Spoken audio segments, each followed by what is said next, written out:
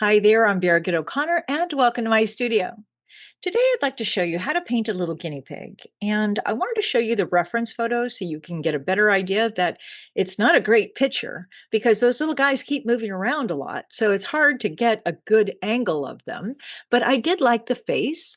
And I'm going to incorporate a flower into it, and I'll be working with my brush stroke. I'll be holding the brush a little higher up the handle so the brush is looser in my hand, and it's not going to be really realistic because then you have to be really accurate. And if you make a mistake, then everybody sees it.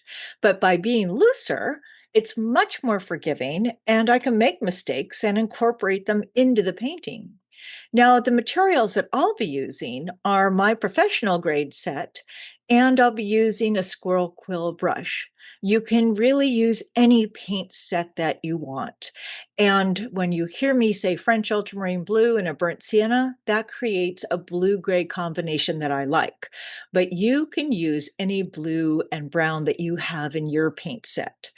So I think you're really going to enjoy this. I think I'll go ahead and apply or add the line drawing in the description below, but there really isn't much to that.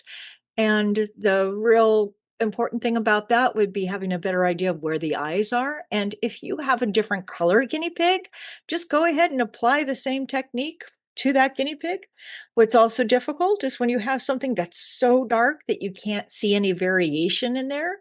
That's when we work with our values, meaning more water, less color, and then maybe more color in one area. So we work on all those things when it comes to those ideas in our lessons. But here we're just really working with our brushstroke, and it's a little more advanced as far as making sure that you let each layer dry before you come back in with your brush and reapply more color. I think you'll enjoy it. I loved doing this. It would make a great card or, your favorite animal if you have a little guinea pig. So let's get started and have some fun.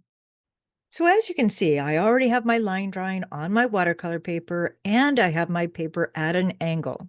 That way the color can run and pool. My watercolor set is a professional grade set, so that means it has more colors, but you can still use a student grade set and get really wonderful results. Now, if you only have one or two brushes, work with those, but I want to show you the brushes that I used to get the results that I really like.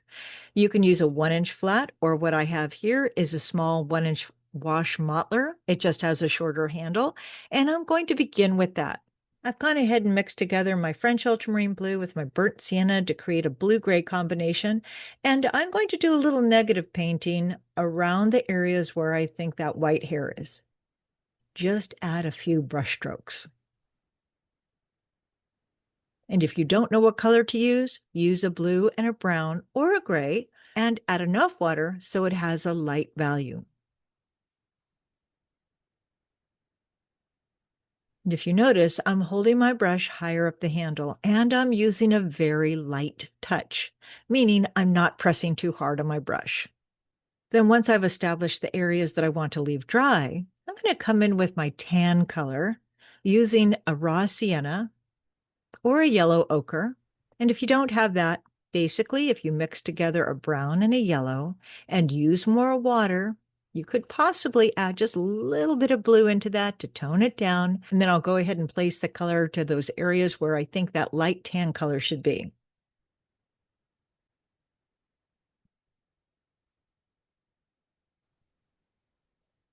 Don't worry, there's no right or wrong way to do this. We're just working on technique. And for the big patch around his eye, that's more of a dark brown color. But if you look at the reference photo, you can see it has a bit of a shine. So I'm just going to go ahead, do the same thing, make my color combination, and fill in the area right up to the ear.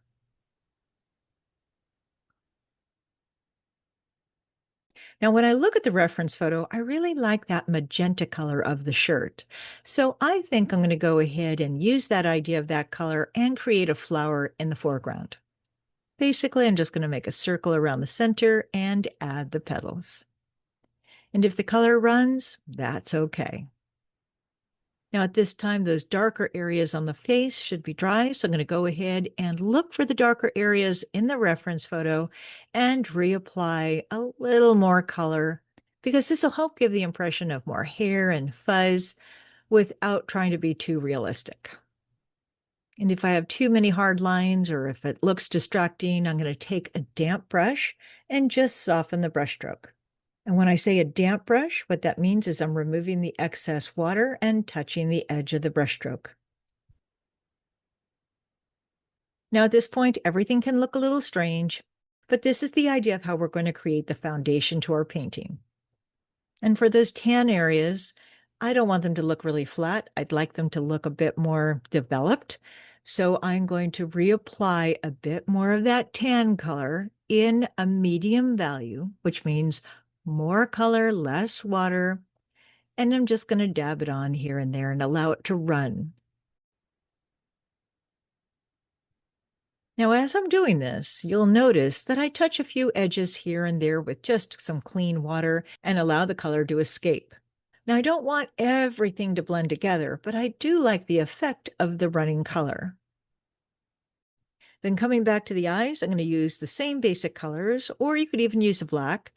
And with the very tip of my brush, I'm going to add the eyes while leaving a small highlight along the top.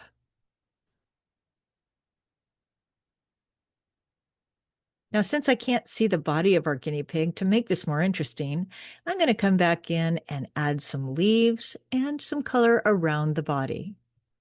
So what's happening here, not only are we just working with our guinea pig, we're working with our color. Because if we use that light green next to that magenta, that really is going to make it pop. And if we go around the outside, it just kind of hides and tucks our little guinea pig back into the painting. I think I'm going to come back in with a bit of purple and allow the purple to play with the light green to create a very interesting painting. So I hope that helps and that you now have a better idea how you can apply this into your own paintings. Well, thank you so much for joining me today. I hope you enjoyed yourself. And until next time, have fun and happy painting.